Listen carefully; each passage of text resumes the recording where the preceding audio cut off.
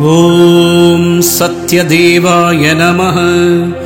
ॐ सत्यात्मने नमः। ॐ सत्यभूताय नमः। ॐ सत्यपुरुषाय नमः। ॐ सत्यनाथाय नमः।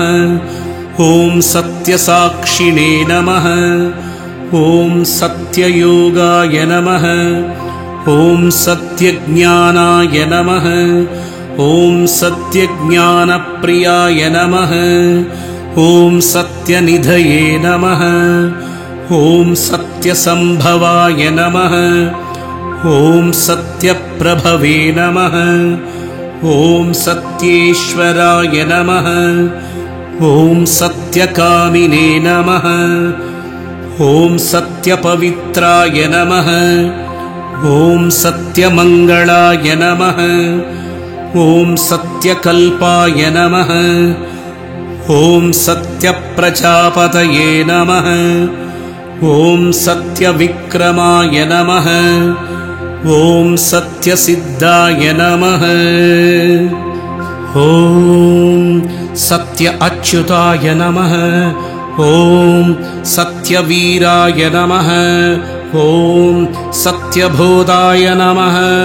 ॐ सत्यधर्माय नमः। ॐ सत्याग्रजाय नमः। ॐ सत्यसन्तुष्टाय नमः। ॐ सत्यवराहाय नमः। ॐ सत्यपरायणाय नमः। ॐ सत्यपूर्णाय नमः। ॐ सत्य औषधाय नमः। ॐ सत्यशाश्वताय नमः। ॐ सत्यप्रवर्तनाय नमः। ॐ सत्यविभवे नमः। ॐ सत्यज्येष्ठाय नमः। ॐ सत्यश्रेष्ठाय नमः। ॐ सत्यविक्रमिणे नमः। ॐ सत्यधन्विने नमः। ॐ सत्यमेधसे नमः। ॐ सत्याधीशाय नमः। ॐ सत्यकृतवे नमः। ॐ सत्यकालाय नमः। ॐ सत्यवत्सलाय नमः। ॐ सत्यवसवे नमः।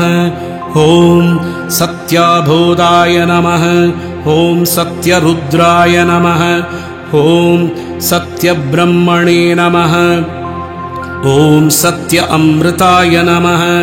ॐ सत्यवेदाङ्काय नमः। ॐ सत्यचतुरात्मने नमः। ॐ सत्यभोक्त्रे नमः।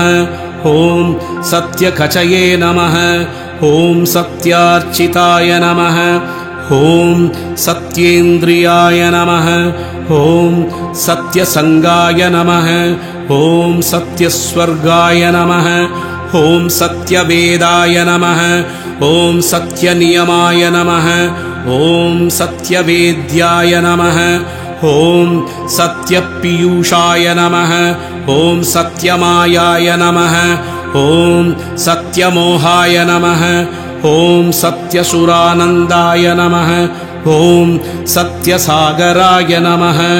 ॐ सत्यतपसे नमः। ॐ सत्यसिंहाय नमः। ॐ सत्यमृगाय नमः। ॐ सत्यलोकपालकाय नमः। ॐ सत्यस्थिराय नमः। ॐ सत्य औषधाय नमः। ॐ सत्यदिग्बालकाय नमः। ॐ सत्यधनुर्धराय नमः। ॐ सत्यभुजाय नमः। ॐ सत्यवाक्याय नमः। ॐ सत्यगुरवे नमः। ॐ सत्यन्यायाय नमः। ॐ सत्यसाक्षिणे नमः। ॐ सत्यसंवृताय नमः। ॐ सत्यसम्प्रदाय नमः। ॐ सत्यवह्नये नमः। ॐ सत्यवायवे नमः। ॐ सत्यशिखराय नमः। ॐ सत्यानन्दाय नमः। ॐ सत्यादिराजाय नमः। ॐ सत्यश्रीपादाय नमः। ॐ सत्यगुह्यै नमः। ॐ सत्योधराय नमः। ॐ सत्यहृदाय नमः। ॐ सत्यकमलाय नमः।